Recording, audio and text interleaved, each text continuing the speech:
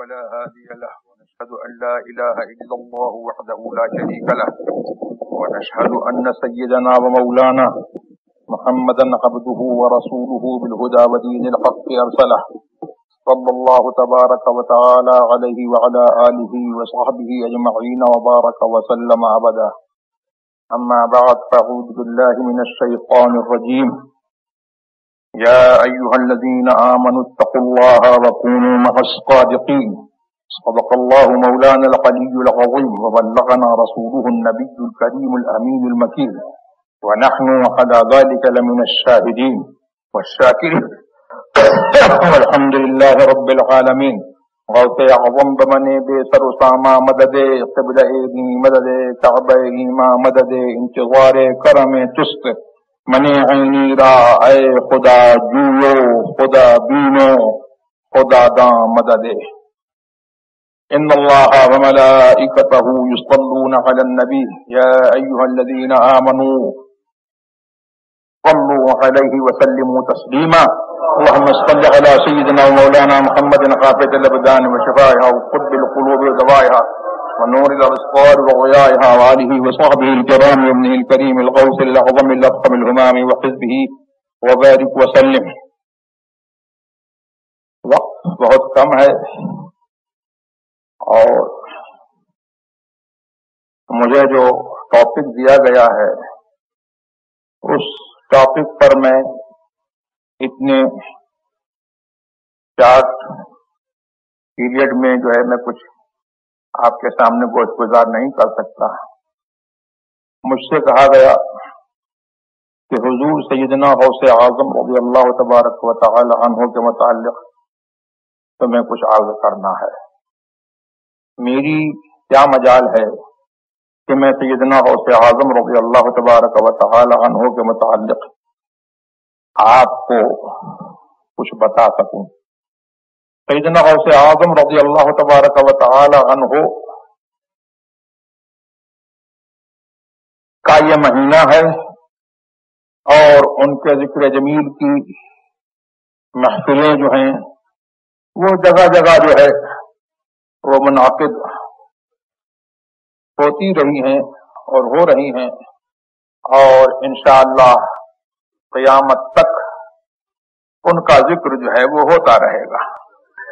اور ہم تو اس ذکر کی برکت یہ پاتے ہیں کہ تھوڑی دیر جو ہے ہم ان کا نام لے لیتے ہیں تو ہماری یہ دنیا کے کاروبار جو ہے وہ انہی کے صدقے میں اور ان کا نام لینے کے صدقے میں جو ہے دنیا کے کاروبار جو ہے وہ چل رہے ہیں. اور یہ ساری دنیا جو ہے وہ انہی اولیاء کرام رضوان اللہ تبارک و تعالی علیہم اجمعین کے تصرفات اور ان کی روحانیت کے طفیل میں جو ہے یہ دنیا جو ہے وہ قائم ہے اور جب تک خدا چاہے گا وہ قائم رہے گی اور ان کے نام لیوا جو ہے وہ رہیں گے قائم رہیں گے. ان کا نام لینے کا جو ہے وہ صحیح فائدہ ان کا کیا مرتبہ ہے اس کے پیچھے اگر ہم پڑھیں گے تو ہم تھک جائیں گے لیکن ہم ان کا مرتبہ جو ہے نہیں پا سکتے. بتانا بڑی بات ہے, ہم ان کا مرتبہ پا نہیں سکتے. اور بس اتنا میں آپ کو عرض کر دوں کہ اگر دنیا میں جتنے سمندر ہیں ان کی روشنائی بنا لیجئے اور سارے پیڑ جو ہیں ان کو کاٹ کر کے سب کو قلم بنا لیجئے. اور غوث پاک تو بہت بڑے ہیں, غوث پاک رضی اللہ تبارک و تعالی عنہ سے بہت نیچے اگر کسی اللہ کے ولی کی آپ جو ہے منقبت اور اس کی تعریف جو ہے لکھنے جائیے گا تو یہ سارے ساز و سامان سمندر اور روشنائیاں اور قلم یہ سب ختم ہو جائیں گے لیکن اس ولی کا مرتبہ اور اس کی تعریف جو ہے وہ ختم نہیں ہو سکے گی. میں نہیں کہتا ہوں, یہ قرآن کریم کا ارشاد ہے اور قرآن کریم نے جو ہے اپنے حبیب محمد الرسول اللہ صلی اللہ تبارک و تعالی علیہ وسلم سے ارشاد فرمایا کہ تم فرما دو کہ میرا نام لینے والوں کی، جو میرا نام لے کر کے جو ہے کلمۃ اللہ بن گئے، ان کی یہ شان ہے کہ قل لو کان البحر مدادا لکلمات ربی لنفد البحر قبل ان تنفد کلمات ربی ولو جئنا بمثلہ مددا۔ اے محبوب تم فرما دو اگر میرے رب کے کلمات کے لیے یہ سمندر جو ہے روشنائی ہو جائے تو سمندر جو ہے فنا ہو جائے گا اور اللہ کے کلمات جو ہے وہ فنا نہیں ہوں گے۔ تو یہ تو، اور دیکھو ایک ولی کی شان جو ہے وہ کیا ہے، بخاری شریف کی حدیث ہے کہ اولیائی تحت قبائی لا یعرفہم سوائی، میرے اولیاء جو ہے وہ میری چادر عظمت کے نیچے ڈھکے ہوئے ہیں، میں نے ان کو اپنی عظمت کی چادر اٹھا دی ہے اور ایسا ڈھک دیا ہے کہ میں جانتا ہوں، میرے سوا کوئی نہیں جانتا ہے کہ وہ کیا ہے۔ اور غوث اعظم کو ہم پیر دستگیر کہتے ہیں، سبحان اللہ۔ تو پیر دستگیر جو ہم کہتے ہیں تو ہم ان کی دستگیری جو ہے یہ ایسی چیز نہیں ہے کہ جس کو جو ہے وہ بتایا جائے، جس کا ڈھنڈورا پیٹا جائے۔ وہ دستگیری جو ہے وہ اسپریچولی جو ہے ہر شخص جو ہے ان کی دستگیری اور ان کی جو ہے مطلب کہ حمایت اور ان کی بیکنگ کو جو ہے ہر شخص جو ہے وہ دیکھتا ہے کہ وہ کیسی دستگیری فرماتے ہیں۔ ان کا خود ارشاد ہے کہ یدی علی مریدی کالسماء فی الارض، جس کے ہاتھ میں جو ہے، جس کا ہاتھ غوث اعظم کے ہاتھ میں پہنچ گیا، چاہے وہ ڈائریکٹ یا انڈائریکٹ لوگوں کے ذریعے سے یا خود جو ہے غوث اعظم نے جو ہے اس کا ہاتھ لے لیا، اللہ اکبر، تو اس کے لیے بشارت یہ ہے، فرماتے ہیں کہ میرا ہاتھ اس مرید کے اوپر ایسا ہے جیسے کہ آسمان زمین کے اوپر جو ہے چھایا ہوا ہے، ایسا میرا ہاتھ جو ہے وہ مرید کے اوپر چھایا ہوا ہے۔ اب مرید جو ہے وہ زمین پر رہے تو غوث اعظم کا ہاتھ اس کے اوپر ہے، قبر میں چلا جائے تو غوث اعظم کا اس کا ہاتھ اس کے اوپر ہے، اور قبر سے جب اٹھے گا تو غوث اعظم کے سائے کے تلے اٹھے گا، اور جنت میں جائے گا تو غوث اعظم کے سائے کے تلے رہے گا۔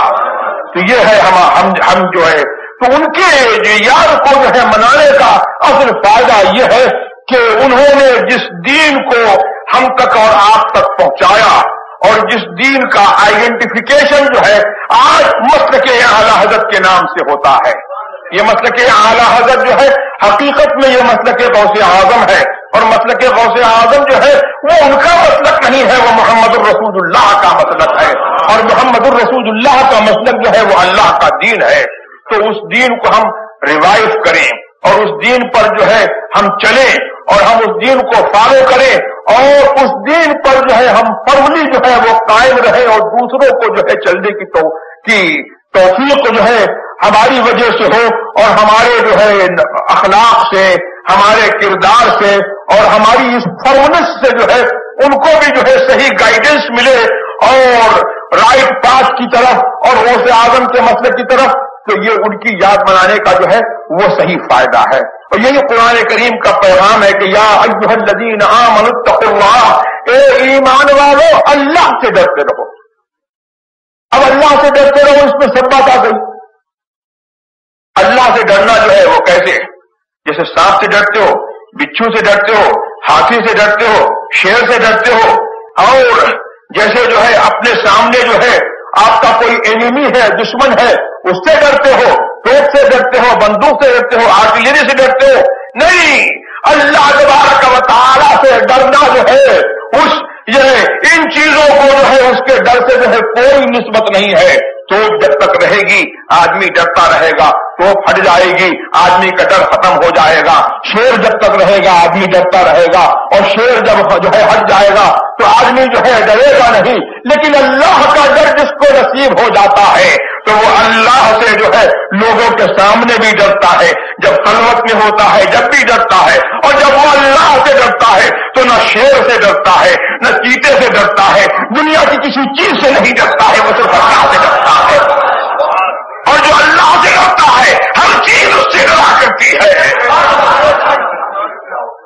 اسی لیے تو اللہ اکبر، ان اولیاء کرام کی اور غوث اعظم جو امام ہیں اولیاء کرام کے، ان کی صفت قرآن کریم نے بتائی، الا ان اولیاء اللہ لا خوف علیہم ولا هم یحزنون.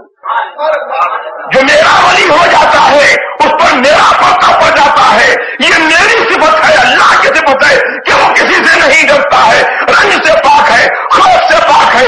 اب جو میرا ہو جاتا ہے میں اس کے اوپر اپنا جو ہے اپنی صفت کا رنگ ڈال دیتا ہوں. اس صفت کی جب تجلی پڑتی ہے تو اس کو بھی کسی چیز کا خوف نہیں ہوتا ہے, کسی چیز کا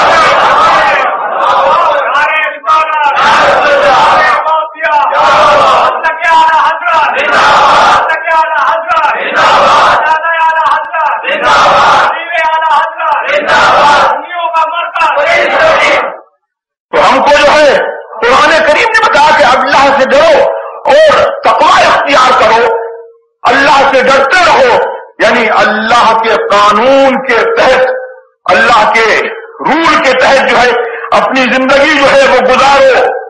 اور پھر یہ کہنے کی کیا ضرورت تھی کہ سچوں کے ساتھ میں رہو, سچوں کے ساتھ میں رہو. تو اللہ تبارک و تعالیٰ نے یہ ایک لفظ میں جو ہے اپنا سارا قانون بتا دیا کہ مجھ سے ڈرنا یہ ہے کہ میرے جو فرائض ہیں ان کو جو ہے انجام دو, میرے جو واجبات ہیں ان کو انجام دو, اور میری رسول کی جو سنتیں ہیں, جو اس کی پریکٹسز ہیں, ان کو جو ہے آپ فالو کرو اور ان کے اوپر جو ہے اپنی زندگی جو ہے گزارتے رہو. یہ اللہ تبارک و تعالیٰ سے ڈرنا ہے. جب ایسے ہو جاؤ گے تو متقی ہو جاؤ گے. لیکن پھر بھی اللہ نے یہ فرمایا کہ سچوں کے ساتھ میں رہو. یہ کاہے کے لیے فرمایا؟ اس لیے کہ تم کو معلوم ہو جائے کہ اوریجنل تقویٰ کیا ہے, اوریجنل پائکی کیا ہے, تم کو معلوم ہو جائے. تم کو اللہ نے ایڈریس کیا ہے, یا ایھا الذین آمنوا, اے ایمان والو, اے ایمان والو. تو اوریجنل اسلام کیا ہے تم کو یہ معلوم ہو جائے, اور رائٹ بلیف کیا ہے تم کو یہ معلوم ہو جائے. اس لیے تمہاری ذمہ داری یہ ہے کہ تم سچوں کے ساتھ میں رہو, ٹروتفل پیپل کے ساتھ میں رہو. ان کے ساتھ میں رہو گے تم کو ایمان کی ڈیفینیشن معلوم ہوگی, ان کے ساتھ میں رہو گے تو اوریجنل پائٹی کیا ہے وہ تم کو معلوم ہوگا.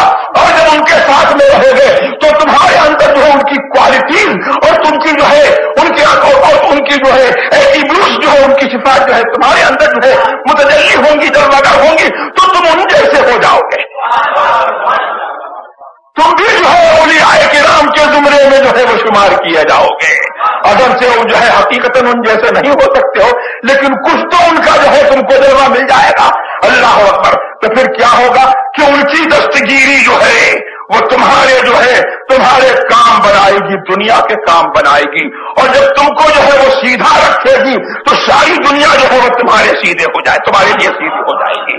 آج دنیا جو ہے وہ ہم سے چوٹ رہی ہے اس لیے کہ ہم رسول کے اور غوث اعظم کے جو ہے مسلک پر اور ان کے جو ہے دین پر جو ہے ہم سختی سے قائم نہیں ہیں. ہم کچھ ٹیڑھے ہو گئے ہیں تو دنیا جو ہے وہ ہمارے لیے جو ہے ٹیڑھی ہو رہی ہے. اگر ہم جو ہے استقامت اختیار کریں, صرف ہم اتنا کر لیں کہ رسول کے مسلک پر آ جائیں, اللہ کے دین پر آ جائیں, اور غوث اعظم کا مسلک جو رسول اللہ کا مسلک ہے اور جو اعلیٰ حضرت کا مسلک ہے اس کو سچے طور پر جو ہے ہم اپنا لیں, تو یہ دنیا جو ہے وہ ہمارے لیے بنائی گئی ہے, کسی اور کے لیے نہیں بنائی گئی ہے. ہمارے صدقے میں جو ہے یہ دنیا جو ہے اوروں کو دی گئی ہے. بنا ہے عائش تجمل حسین خاں کے لیے, دیا ہے اور کو بھی تا اسے نظر نہ لگے. بنا ہے عائش تجمل حسین خاں کے لیے, تو تجمل حسین خاں سے مراد جو ہے تجمل حسین خاں نہیں ہے, کوئی پٹھان کی ذات نہیں ہے. مطلب یہ ہے کہ یہ عائش دنیا کا اور یہ جو ہے دنیا کی نعمتیں جو ہے وہ مسلمانوں کے لیے بنائی گئی ہے, دونوں کو دے دیا گیا ہے تاکہ مسلمانوں کو نظر نہ لگے. ہمارا صدقہ جو ہے دوسروں کو دیا جاتا ہے. ہم دنیا پر جو ہم بڑھنے کے لیے پیدا نہیں ہوئے ہیں, ہم اس لیے پیدا ہوئے ہیں کہ ہم اس دنیا میں دین کو قائم کریں اور ہمارے دم قدم سے جو ہے یہ دنیا قائم رہے. اللہم صلی علی سیدنا ومولانا محمد قاصد الابدان وشفایا وطب القلوب ودوایا نور الابصار وضیایا وآلہ وصحبہ وبارک وسلم. چند میں نے کلمات جو ہے آپ کے سامنے کہہ دیے. اللہ تبارک و تعالی ہمیں اور آپ کو سب کو مسلک اعادت پر چلنے کی توفیق عطا فرمائے. اور آپ کو دعوانا الحمدللہ رب العالمین.